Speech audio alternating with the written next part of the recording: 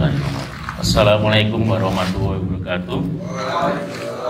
Alhamdulillahirrahmanirrahim. Binasta'in al-Qur'an. Wassalatu wassalamu asrofil anbiya'i wal mursalin Sayyidina wa bana Muhammadin wa ala alihi wa sahbihi ajma'in. Wa bismillah sawti wa siril amri wa huludatan min lisani yafqahu qawli amma ba'd. Pertama-tama saya ucapkan terima kasih kepada Pak Hanifiati sudah berkenan memberikan tempat kepada saya untuk sama-sama belajar ya. Jadi istilahnya saya juga masih belajar. Kemudian saya kepada yang terhormat Bapak Ketua DKM Bapak Farhan Hidayat, Bapak Indar Prastianto, Bapak Ustadz Raswan, Bapak Ustadz Heru, kepada penasihat paguyuban Bapak Yadi Suyati dan semua Bapak Ibu yang tidak bisa saya sebutkan satu persatu. Alhamdulillah kita pagi ini sama-sama berkumpul di Masjid Al-Hakim untuk sama-sama memakmurkan masjid ya. Jadi kajian kuliah subuh ini termasuk kategori memakmurkan masjid. Mudah-mudahan ini menjadi berkah buat kita semua, jadi pahala buat kita semua. Pertama-tama tentunya tidak lupa kita panjatkan puji syukur kehadirat Allah Subhanahu wa Ta'ala atas semua rahmat dan hidayahnya sehingga kita semua dapat berkumpul pagi ini di Masjid Al-Hakim dalam keadaan sehat walafiat. Sholawat dan salam tak lupa kita sampaikan kepada junjungan kita Nabi besar Muhammad SAW serta seluruh kerabat, sahabat dan umatnya. Mudah-mudahan kita mendapat syafaat beliau di yaumil akhir nanti, amin ya rabbal alamin. Untuk tema pagi ini saya coba mengangkat peran dan fungsi masjid ya dalam perkembangan umat Islam, karena tentunya ini adalah hal yang paling real, yang paling kita temui sehari-hari, dan kebetulan juga di Villa Gading Permata kita sudah mempunyai masjid yang cukup bagus ya. Jadi ini yang selalu menjadi pemikiran bahwa salah satu kebutuhan utama lingkungan adalah masjid. Jadi kenapa saya selalu tertarik untuk mengangkat masjid, di samping tentu bangunannya. Jadi kalau kita melihat masjid di mana-mana itu kan macam-macam ya. Jadi tema, gaya dan bentuknya. Dan saya suka melihat kalau di dalam masjid itu ada apa aja. Jadi ini yang selalu menarik buat saya.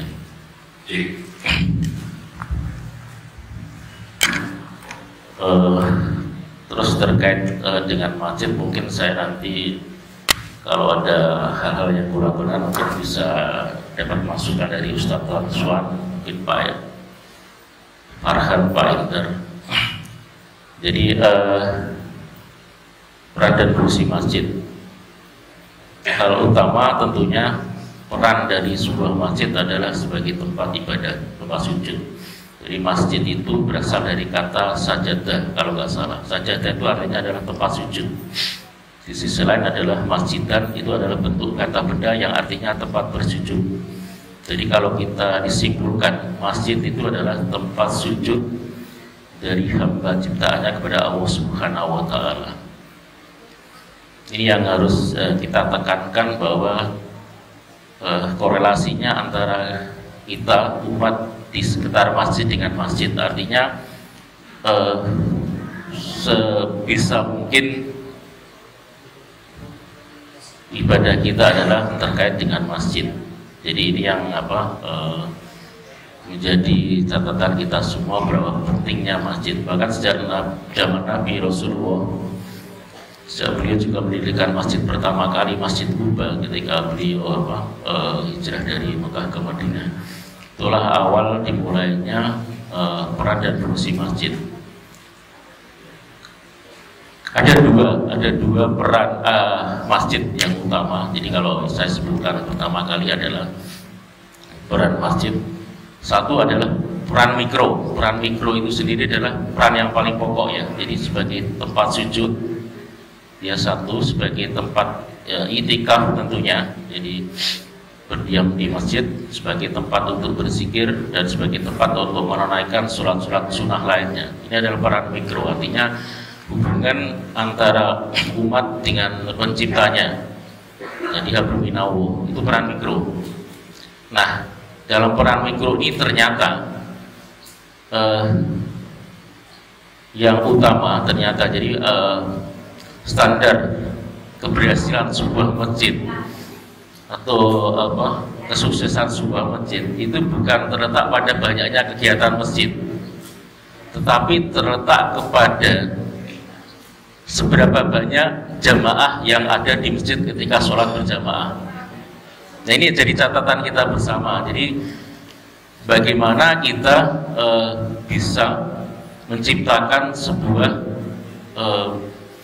masjid dengan jemaah yang banyak. Nah, ini yang jadi PR kita bersama, bukan sekedar aktivitas yang banyak. Aktivitas perlu jam, tapi ternyata ukuran kesuksesan dan keberhasilan sebuah masjid itu terletak kepada semakin besar jamaah yang ikut sholat berjamaah di masjid. Ini yang saya coba lihat. Itu adalah peran mikronya. Kalau peran makronya tentunya adalah peran penyertanya. Jadi seperti kegiatan kajian-kajian subuh ini adalah termasuk peran makro. Jadi memakmurkan masjid. Jadi pengajian, terus kajian, termasuk juga pendidikan, termasuk juga dengan musyawarah lingkungan di masjid itu adalah peran makro. Karena sejak zaman Nabi pun masjid sudah digunakan untuk berdiskusi. Jadi juga berdiskusinya bukan hanya soal agama, tapi mengenai sosial, mengenai ekonomi dan lain sebagainya. Jadi ini yang memberi nilai lebih. Jadi di samping peran mikro tentunya ada peran makro yang saling berhubungan. Jadi kalau kita compare misalkan yang paling dianggap yang paling sukses sebagai masjid ya, yang fenomenal ya, meskipun bukan masjid kota, adalah Masjid Jogokaryan di Jogja. Itu terkenal sampai luar negeri karena apa? Ternyata yaitu dia. Jadi ketika sholat berjamaah itu cukup ramai. Nah, ketika ditelaah lebih lanjut, kenapa cukup ramai? Salah satunya ternyata banyak kegiatan dan banyak divisinya. Jadi ini yang mungkin bisa menjadi catatan kita semua, jadi PR kita semua, bahwa bagaimana menciptakan suasana paling tidak mengarah ke sana meskipun belum maksimal untuk Masjid Al-Hakim. Karena kendalanya kalau Masjid Al-Hakim kan kita memang baru, dan kedua juga kebanyakan warganya adalah warga bekerja. Jadi ketika waktu untuk bersama berkumpul pun mungkin agak terbatas. Tapi kita cobalah. Karena saya lihat terus terang yang saya rasakan dari tahun ke tahun kegiatan juga bertambah banyak, Pak. Jadi cukup padat. Bahkan saya sempat bersoal dengan Pak Eder, seperti nggak ada nafas untuk istirahat. Jadi terus, tapi ini bagus ya, artinya dengan banyaknya kegiatan ini kan memicu kita untuk selalu berkunjung ke masjid. Jadi ini salah satu hal yang positif ya. Jadi alhamdulillah ya. Jadi kedepannya tinggal kita menata. Karena gini, kalau konsep masjid yang sekarang, jadi konsepnya itu tetap mengacu kepada zaman Nabi, tapi dengan konsep modern. Jadi ini kan kita arahnya akan ke sana. Jadi dengan pembentukan mungkin kedepannya yayasan dan lain sebagainya, dengan banyaknya kegiatan, termasuk dengan rencana tadi kemarin kita dengar bahwa dari pihak DKM akan memaksimalkan pendapatan dari masjid sendiri dengan pendirian UKM dan sebagainya. Ini konsep modern ya. Jadi gini, prinsipnya kalau konsep masjid yang modern itu, jadi masjid itu tidak hanya mengandalkan pemasukan dari jamaah, tapi dia bisa menghidupinya dirinya sendiri dengan kegiatan-kegiatan yang menghasilkan. Jadi ini harus kita coba ya. Jadi kita tidak hanya sekedar mencoba untuk selalu memaksimalkan iuran, memaksimalkan infak dan sebagainya, tapi kita cobalah, masjid ini punya potensi sebenarnya. Nah, ini yang harus kita pikirkan bersama, kita gali kira-kira apa yang bisa menghasilkan untuk menghidupi masjid sendiri. Ini yang disebut dengan masjid yang profesional. Nah, ini kira-kira yang dua peran pokok masjid, yaitu secara mikro dan makro. Terus terkait dengan masjid sendiri sebagai tempat sujud, ini telah disebutkan di dalam surat An-Nur ayat 36 sampai 37, yang bunyinya adalah bertasbihlah kepada Allah di masjid-masjid yang telah diperintahkan untuk dimuliakan dan disebut namanya di dalamnya pada waktu pagi dan petang. Orang-orang yang tidak dilalaikan oleh perniagaan dan tidak pula oleh jual beli atau aktivitas apapun, dan mengingat Allah dan mendirikan syarat, membayar zakat, mereka takut kepada suatu hari yang di hari itu hati dan penglihatan menjadi guncang. Jadi benar-benar sholat itu adalah hal yang utama, seperti yang disebutkan Pak Hadi minggu lalu. Sholat itu adalah tiang agama, artinya yang dihisab pertama kali adalah sholatnya. Jadi ketika sholatnya gugur itu semua amal lainnya gugur. Jadi ini yang memacu kita, spirit kita untuk terus berusaha untuk memaksimalkan sholat kita.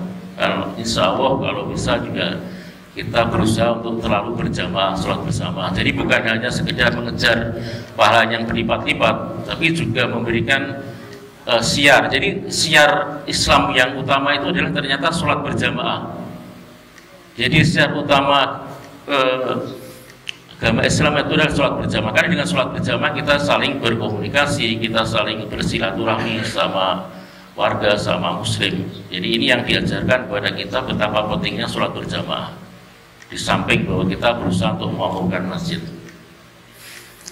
Terus untuk fungsi masjid, jadi kita tadi sudah bicara tentang peran masjid, kita beralih ke fungsi masjid. Fungsi masjid itu ada 5. Jadi yang satu yang utama tentunya adalah sebagai tempat untuk bersujud, jadi tempat untuk bersalat, salat berjamaah. Di hubungan antara manusia sebagai makhluk ciptaan dengan Allah Subhanahu wa Ta'ala sebagai ciptanya, itu adalah yang pertama, fungsi. Yang kedua adalah sebagai tempat untuk pendidikan ya. Jadi pendidikan, alhamdulillah Masjid Al-Hakim sudah punya TPQ Al-Jawar, dan sejauh ini juga sudah berkembang bagus. Jadi masjid adalah tempat yang paling tepat untuk mendidik anak ya sebagai generasi penerus, karena tentunya nilai-nilai keagamaan juga pasti akan banyak didapat. Itu yang kedua. Yang ketiga adalah sebagai tempat musyawarah. Nantinya semua problem jadi tidak hanya menyangkut soal agama, tapi juga menyangkut soal lingkungan, sosial, ekonomi, bisa dibahas di masjid. Jadi ini yang sudah kita lakukan ya. Jadi beberapa kegiatan bakal menyangkut kegiatan lingkungan PDB sudah kita laksanakan di masjid. Yang keempat adalah sebagai tempat nikah ya. Karena masjid adalah sebagai tempat yang suci. Jadi prosesi pernikahan korelasinya adalah sebagai prosesi yang suci. Jadi kenapa sebagian bahkan kebanyakan memang dilaksanakan di masjid. Dan yang terakhir, yang kelima adalah masjid sebagai tempat perlindungan. Jadi kalau kita lihat di beberapa tempat yang tertimpa musibah bencana, itu masjid difungsikan sebagai tempat untuk perlindungan atau sebagai tempat tinggal sementara. Karena masjid memberikan aura ketenangan, keteduhan, dan kenyamanan. Jadi ini yang sering digunakan. Jadi fungsi masjid yang saya sebut tadi, yang pertama adalah sebagai tempat untuk sholat ibadah, kedua adalah sebagai tempat untuk pendidikan, ketiga adalah sebagai tempat untuk musyawarah, keempat sebagai tempat nikah, dan kelima adalah sebagai tempat untuk perlindungan. Jadi betapa luar biasanya ya. Jadi kalau kita lihat fungsi masjid,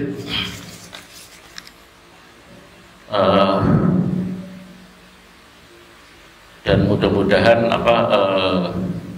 untuk masjid Gering Permata ya, Masjid Al-Hakim yang kita cintai ini, kedepannya bisa maksimalkan ya peran dan fungsi sebagai masjid ya, di peran fungsi sebagai masjid. Jadi agar apa yang sudah kita perjuangkan selama 4 tahun ya dari awal kita mendirikan. Jadi yang memang yang paling biasanya sih dalam sebuah bangunan kan memang yang paling gampang itu kan mendirikannya. Jadi spirit mendirikannya luar biasa Pak. Tapi yang susah itu terlalu maintenance-nya. Itu di mana-mana berlaku. Jadi memeliharanya itu yang apa? Yang kita susah. Nah ini yang apa? Yang mudah-mudahan dengan sepakat ya dengan semangat yang sama kita semua, dari Bapak Ibu semuanya, dari warga Gading Permata, kita coba ya kita kembangkan Masjid Al-Hakim ini sebagai, kan paling enggak kalau di lingkungan itu meskipun termasuk baru ya, jadi Masjid Al-Hakam ini kalau kita lihat seperti lingkungan RW maupun kelurahan udah cukup bagus Pak. Jadi mudah-mudahan dengan apa semangat 3M dan pengurusnya yang saya lihat cukup bagus ya. Artinya arahnya juga sudah pada jalannya. Mudah-mudahan Masjid Al-Hakim kedepannya akan semakin berkembang dengan baik. Mungkin ada satu kalimat terakhir dari surat Al-Taubah ayat 18. Hanya yang memakmurkan masjid-masjid Allah ialah orang-orang yang beriman kepada Allah dan hari akhir, serta tetap mendirikan salat, menunaikan zakat dan tidak takut kepada siapapun selain kepada Allah.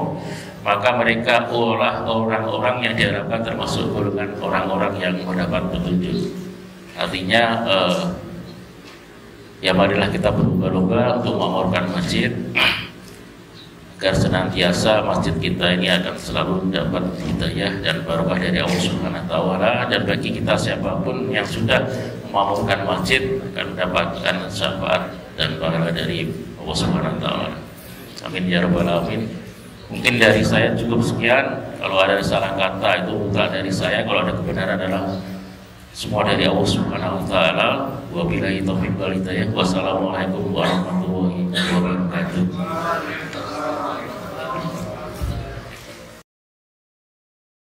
Ya, assalamualaikum warahmatullahi wabarakatuh. Ya, karena waktunya masih lumayan ya, harus digunakan. Terima kasih Ustadz Anto, Ustadz Farhan. Saya kira ini contoh ya, Ustadz Anto menyampaikan sesuatu yang agak terkait dengan bidangnya, gitu ya. Agak terkait ya, walaupun belum begitu. Saya pengennya Ustadz Anto berbicara ini arsitektur masjid. Tapi luar biasa Ustadz Anto sudah memulai. Jadi kemarin juga misalnya Ustadz Asep ingin jamaah itu berbicara, ceramah ya. Itu sebetulnya konsep kita di zaman saya megang bidang ini. Setiap jamaah bergiliran ya gitu ya. Nah, gitu ya. Setiap jamaah bergiliran ceramah bagi penduduk baru, dulu begitu. Jadi tiap subuh itu jamaah-jamaah bergiliran. Kalau sekarang kan minggu 1, 2, 3 tetap, minggu 4, 5 baru jamaah ya gitu ya. Saya pribadi ya, saya merasa berhasil karena program itu udah menciptakan banyak ustadz gitu ya. Mungkin tadinya belum pernah ceramah di masjid, dengan program itu jadi ceramah di masjid. Meski banyak kritik-kritik juga ya. Wah, misalnya harusnya ustadz yang bicara, tapi menurut saya itu cukup berhasil ya. Misalnya ada Ustadz Anto, Ustadz Asep ya, Ustadz Hari, banyak di sini yang udah tampil. Nanti mungkin dievaluasi lagi apakah program itu bagus sehingga di mes lagi. Khawatirnya dengar ceramah saya bosen tiap bulan dia melulu. Apalagi yang dikirimin kitab gundul. Salah sendiri nyuruh saya ngaji kitab itu apa, Riyadhus Shalihin gitu ya. Nah, bulan depan Bapak Ibu insya Allah masing-masing megang 1 kitab. Tapi harus bayar ya, Ustaz Endar ya. Harga kitabnya berapa? Misalnya sekian plus infak. Nah, ini bagian dari cara kata Ustaz Farhan bagaimana memakmurkan masjid. Bapak Ibu yang saya hormati, sebetulnya masjid itu mungkin Ustadz Farhan udah baca banyak. Kan ada 3 ya, 1 imaroh, 2 idaroh, 3 riayah. Ya, ada 3 ya. Kan di kabinetnya Ustadz Farhan, menterinya banyak tuh. Ada 9 ya saja.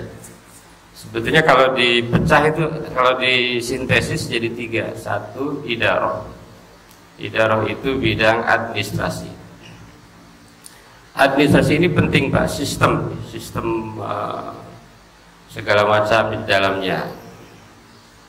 Nah, jadi terus terang karena saya udah percaya apa enggak nih, saya udah keliling mungkin lebih dari 100 masjid ya, mungkin lebih.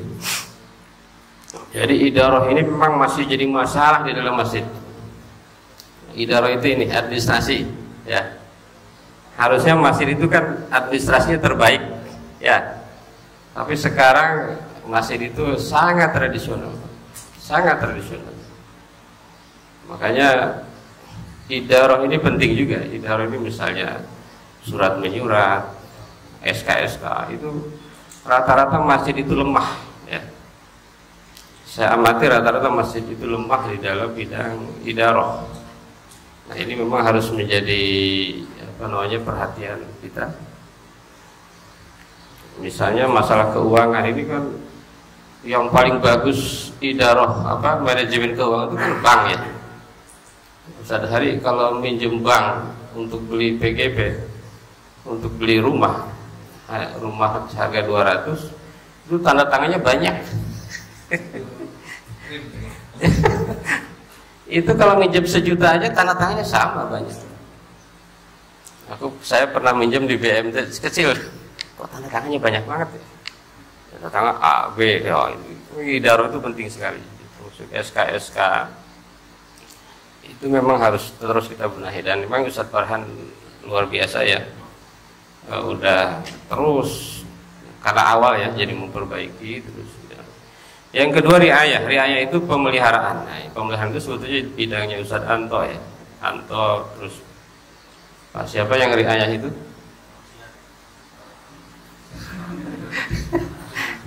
Pemeliharaan. Misalnya ini, kebetulan tadi saya mampir ke toilet, itu rusaknya kunci itu rusak langsung. Nah, ini bidang riayah itu. Karena kalau lama-lama makin rusak. Termasuk bocor-bocor, misalnya bocor sedikit aja langsung. Karena kalau dibiarkan malah tambah besar. Tapi kalau masalah bocor aman kan. Nah, paling misalnya pintu. Nah, pintu itu saya mau ke situ, pintu kuncinya nggak ada, pindah. Kalau kata orang yang pernah kuliah di luar negeri, Ustadz Farhan ya, katanya kehebatan satu lembaga itu diukur dari toilet. Nah itu ya, rumah lembaga itu diukur dari toilet. Toiletnya bersih, nah itu. Ustadz hari di bidangnya nih. Kalau ceramah cerita itu aja Ustadz, kebersihan. Wah, luar biasa, memang kebersihan itu sangat penting ya. Jadi suatu rumah itu bagus, satu masjid bagus itu dari toilet. Mungkin Bapak Ibu juga sama udah keliling ke masjid-masjid ya, pasti langsung terasa kalau toiletnya jelek ya. Apalagi airnya nggak ada. Di kampung-kampung itu kan gitu, masjidnya bagus, airnya nggak ada, ampun lah. Apalagi kalau di toiletnya kotor, waduh makin ini ya. Tadi Jogokarian, terusnya saya belum pernah mampir ke Jogokarian ya. Hanya dengar cerita-cerita, saya nggak tahu bagus seperti apa. Cuma sebetulnya daerah-daerah sini juga banyak masjid-masjid bagus. Misalnya kalau di Bintaro, Permata Bintaro ada namanya Al-Aqsa. Pak Ikhwan tuh katanya dulu pernah tinggal dari situ ya. Al-Aqsa, Permata itu menurut saya contoh kalau mau survei ke sana ya. Al-Aqsa, Permata Bintaro, menurut saya itu bagus. Dari manajemennya, dari kajiannya, dari pokoknya masuk ke masjid itu adem. Misalnya saya mau ceramah itu merasa bangga sekali, terus terang. Bangga sekali, ini masjid enak banget, adem. Jadi itu memang kita harus banyak melihat tuh riayah. Riayah ini memang harus penting, kata Ustaz Anto, namanya maintenance ya, maintenance. Yang ketiga apa itu? Idarah, riayah. Satu lagi apa? Imarah. Nah, imarah ya. Imarah ini adalah memakmurkan masjid. Ustaz Farhan udah sering menyampaikan tuh, ada ayatnya kan? Ada nggak di sini ayat itu? Nggak ada ya? Kayaknya nggak ada di. Apa ini kaligrafernya salah apa sengaja? Innama ya'muru masajidallah man amana billahi wal yaumil akhir. Sesungguhnya, nah ini saya komentar ke Ustaz Farhan juga ya. Ini terjemahnya kok bolak-balik terus. Terjemah kemana? Mungkin belum direvisi atau gimana? Coba Bapak Ibu perhatikan ya. Innama ya'muru masajidallah man amana billah. Apakah artinya begini? Hanya orang beriman yang memakmurkan masjid, atau orang beriman itu hanya memakmurkan masjid? Yang mana kira-kira? Jadi orang beriman itu kerjanya hanya makmurin masjid, atau yang makmurin masjid itu nggak ada selain orang yang beriman? Yang mana? Nah, hanya orang yang beriman yang memakmurkan masjid. Jadi kegiatannya banyak, tetapi yang mau memakmurkan masjid itu satu adalah orang yang beriman. Jadi kalau nggak beriman, ya paling-paling dia ya nyari popularitas saja ya. Misalnya yang punya partai tiba-tiba datang ke masjid kasih sumbangan ya, di popularitas. Hanya yang beriman. Ya sebetulnya ayatnya panjang Pak. Man amana billah. Yang kedua wal yaumil akhir. Percaya kepada hari akhir. Ketiga wa aqamas shalah. Jadi memakmurkan masjid itu dirikan sholat. Nah, jadi basa-basi memakmurkan masjid kok nggak pernah sholat di masjid, atau jarang sholat di masjid kayak saya nih, jarang. Yang paling rajin kan Mang Bandi ya, juara 1 di sini. Jadi ibu-ibu mulai sekarang saya sih menyarankan sering-seringlah jamaah di. Memang ada hadisnya, saya udah baca Pak hadis itu Pak, bahwa di ibu-ibu itu katanya di rumah, bapak-bapak di masjid. Setelah saya baca nggak begitu Pak. Di rumah itu kalau akan menjadi fitnah. Ibu-ibu itu di rumah kalau akan menjadi masalah. Orang ini mau beli belanja juga pada keluar gitu kan, giliran ke masjid enggak gitu kan, aneh gitu. Coba aja baca hadisnya. Saya udah baca penjelasan hadis itu. Kan hadis itu meminta agar suami jangan menghalang-halangi istri ke masjid, gitu kan. Nah, ini. Kemudian hadis selanjutnya katanya lebih baik di rumah bagi perempuan. Yang dimaksud lebih baik di rumah itu kalau ke masjid itu menjadi masalah, gitu ya. Misalnya suaminya jadi cemburu segala macam, misalnya gitu ya. Kalau di Arab memang begitu ya. Makanya Bapak Ibu kalau ke Arab itu istri sendiri nggak boleh, harus ada mahram ya. Kan sering ceritanya kan, suami istri ke Arab, kemudian suaminya pada naik taksi ya, nyetop taksi, istrinya masuk duluan, suaminya belum masuk dari dibawa kabur. Nah, itu begitu, itu karena begitu kondisi masyarakat. Jadi Arab itu memang kondisi masyarakat paling kacau. Dasar Arab gitu ya, bukan Arab dasar, dasar Arab. Makanya Nabi itu ceramah dakwahnya di Arab. Kalau di Indonesia terlalu gampang. Iya kan? Indonesia itu sebetulnya dakwah paling gampang itu di Indonesia. Kalau di Arab itu waduh, ngomong dikit penggal. Iya kan? Nah, serem lah kalau ada. Yang ketiga, mendirikan sholat wa ata zakat, menunaikan zakat. Nah ini saya singgung dikit. Zakat ini memang salah satu rukun Islam yang keberapa? 1 syahadat, 2 sholat, 3 puasa. Zakat dulu apa puasa dulu? Syahadat, sholat, zakat apa puasa? zakat dulu, zakat, puasa, naik haji jika. Nah ini Ustadz Agus ini jadi ketua UVZ. Apa itu UVZ? Unit Pengumpulan Zakat. Jadi sudah resmi bagian dari lembaga non struktural.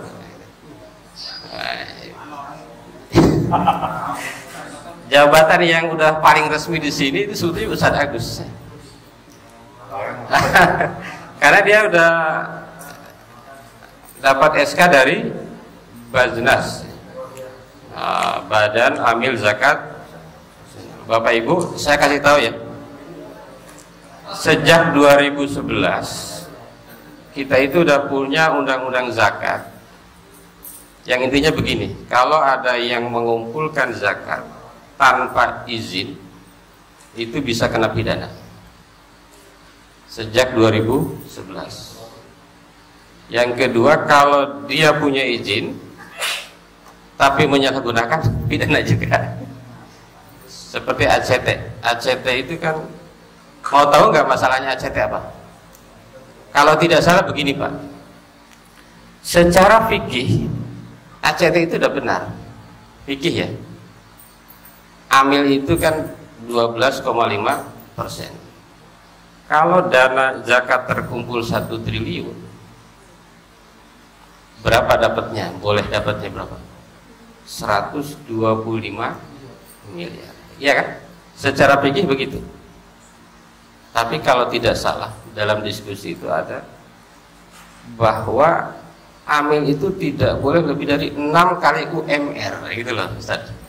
UMR berapa? DKI 4,6 kali 6 berapa? Ya nggak nyampe 30 ya. Ya kan, secara fikih benar, tetapi menurut aturan tidak benar. Jadi Indonesia ini membuat undang-undang sebetulnya bukan ngurusin zakatnya, tapi ngurusin keuangan, gitu ya. Nggak boleh ada dana masyarakat yang ada penyalahgunaan tadi ya. Sebetulnya itu. Jadi mudah-mudahan nanti, ya intinya sih kalau saya sih mikir gini ya. Pertama yang zakat itu ya amilnya, gitu ya. Amilnya nyontohin dulu ya, sedikit-sedikit kan. Karena kalau gaji kita udah 7 juta itu menurut Bajnas harusnya wajib zakat. Misalnya gajinya 10 juta dikurangi biaya utang cicilan tinggal 9 juta. Nah, sejuta ini 2,5%-nya berapa? Nah, 25.000 ya kan? Nah, setorkan ke Bajnas ya. Sebetulnya itu target. Nah ini terus terang nih, zakat ini paling lemah di antara ibadah lain. Sholat lumayan lah, walaupun masih kurang juga ya. Puasa mungkin 80% ya muslim ya puasa. Haji ada yang 2 kali 3 kali gitu ya. Nah, gitu ya. Jadi yang dimaksud memakmurkan masjid itu memberi zakat itu bagian dari memakmurkan masjid.